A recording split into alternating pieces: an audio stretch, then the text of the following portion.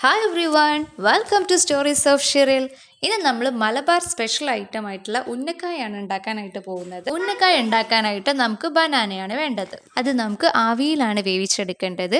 ആവിയിൽ വേവിച്ചെടുത്തതിന് ശേഷം നമുക്കതിൻ്റെ തൊലി കളഞ്ഞു വെക്കാം. ഏകദേശം ഒരു 2 കിലോയുടെ അടുത്ത് നമ്മൾ എടുത്തിട്ടുണ്ട്. അതിൻ്റെ തൊലിയൊക്കെ കളഞ്ഞതിന് ശേഷം നമുക്കിത് നന്നായിട്ട് സ്മാഷ് ചെയ്തെടുക്കണം. കാരണം ഉന്നക്കായ് വളരെ സോഫ്റ്റായിട്ട് നമുക്ക് കിട്ടണം എന്നുണ്ടെങ്കിൽ ഇത് നമ്മൾ നന്നായിട്ട് ആവിയിൽ വേവിച്ചതിന് ശേഷം നന്നായിട്ട് ഉടച്ചെടുക്കുക. ഈ ചാനലൊന്ന് സബ്സ്ക്രൈബ് ചെയ്ത് സപ്പോർട്ട് ചെയ്യണേ. നമുക്കിത് കയ്യിൽ വെച്ചിട്ടോ അതല്ലെങ്കിൽ നമുക്ക് ഈസി ആയിട്ട് കൈ വെച്ചിട്ടാണ് ചെയ്യാൻ പറ്റുന്നത് വെച്ചാൽ നമുക്കങ്ങനെ കൈ വെച്ചിട്ട് വേണമെങ്കിൽ ഇതൊന്ന് സ്മാഷ് ചെയ്തെടുക്കാം.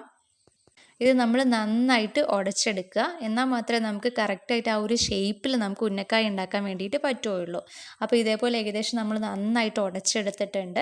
പിന്നെ നമ്മൾ നന്നായിട്ട് കുഴച്ചിട്ട് ഒരു സൈഡിലേക്ക് നമുക്കിത് എടുത്ത് വയ്ക്കാം. നമ്മൾ പഴം വാങ്ങുമ്പോൾ ശ്രദ്ധിക്കണം, അധികം പഴുത്ത പഴം ഒരിക്കലും ഉന്നക്കായ്ക്ക് വേണ്ടിയിട്ട് വാങ്ങാൻ പാടില്ല. ഒരു മീഡിയം പഴുപ്പുള്ള പഴം മാത്രമേ വാങ്ങാനായിട്ട് പാടുള്ളൂ.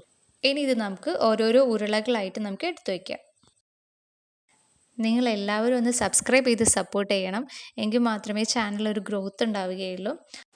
വളരെ കുറഞ്ഞ ഇൻഗ്രീഡിയൻസ് വെച്ച് കുട്ടികൾക്കൊക്കെ ഇഷ്ടപ്പെടുന്ന രീതിയിൽ തയ്യാറാക്കാൻ പറ്റുന്ന ഒരു സ്നാക്സാണ് ഉന്നക്കായ്. നമ്മൾ ഉന്നക്കായ് ഉണ്ടാക്കാൻ പോവാണല്ലോ. എനിക്ക് ഉന്നക്കായ് ഇഷ്ടം. എനിക്ക് ഉണ്ടാക്കി തരുമോ?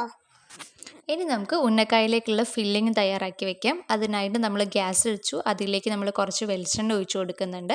ആ വെളിച്ചെണ്ണയിലേക്കാണ് നമ്മൾ അണ്ടിപ്പരിപ്പ്, കിസ്മിസ്, തേങ്ങ ഇതൊക്കെ ഇട്ട് കൊടുക്കുന്നത്. വെളിച്ചെണ്ണ ചൂടായി വരുന്ന സമയത്ത് നമ്മൾ അതിലേക്ക് ഒരു കപ്പ് തേങ്ങ ഇട്ട് കൊടുക്കുന്നു. അത് നന്നായിട്ട് നമ്മളൊന്ന് വഴറ്റി കൊടുക്കുന്നു. ഏകദേശം ഒരു ചെറിയൊരു ബ്രൗൺ കളർ ആവുന്ന സമയത്ത് നമുക്കിത് എടുത്ത് വയ്ക്കാവുന്നതാണ്. പിന്നെ നമുക്കിതിലേക്കൊരു നുള്ള് ഏലക്കാപ്പൊടി ഒരു ടേസ്റ്റിന് വേണ്ടിയിട്ടാണ്. പിന്നെ നമ്മൾ ഇതിലേക്ക് ഇട്ട് കൊടുക്കുന്നത് ആവശ്യത്തിനുള്ള പഞ്ചസാരയാണ്. ഇതും ഇട്ട് കൊടുത്തിട്ട് നമ്മൾ നന്നായിട്ടൊന്ന് ഇളക്കി കൊടുക്കുക. ഇതാണ് നമ്മൾ ഉന്നക്കായയുടെ ഉള്ളിൽ വെച്ച് കൊടുക്കുന്ന ഫില്ലിങ്സ്. തേങ്ങ ഇടയ്ക്കിടയ്ക്ക് നമ്മൾ ഇളക്കി കൊടുക്കണം, അല്ലെങ്കിൽ കരിഞ്ഞു പോകാനായിട്ടുള്ള ചാൻസ് ഉണ്ട്. അപ്പോൾ ഇളക്കി കൊടുത്തിട്ട് ഏകദേശം ഒരു ബ്രൗൺ കളർ ആവുന്ന സമയത്ത് നമുക്കിത് വാങ്ങി വയ്ക്കാവുന്നതാണ്.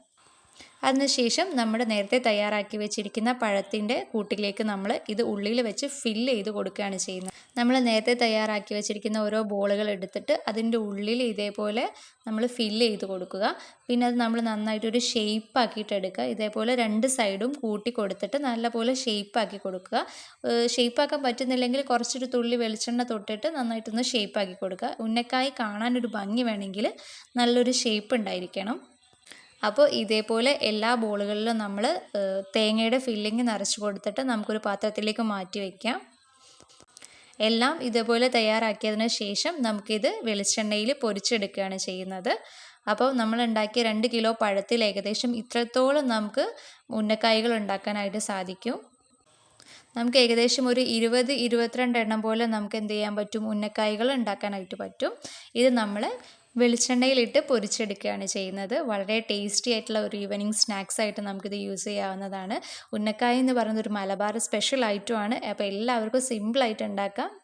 താങ്ക്